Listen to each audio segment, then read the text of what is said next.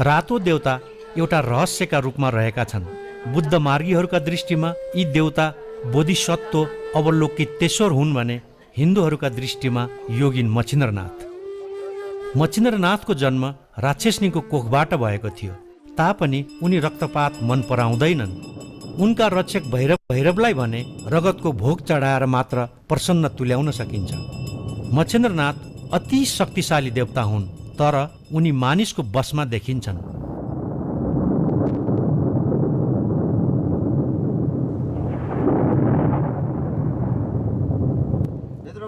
आखिर यी देवतालाई मानिसले नै यहाँ ल्याएका थिए।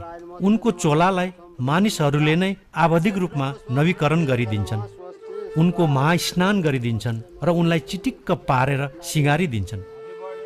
देवताको अपमान नहोस् भनेर ती काम सम्पन्न नभएसम्म उनको प्राणलाई कलशमा सारेर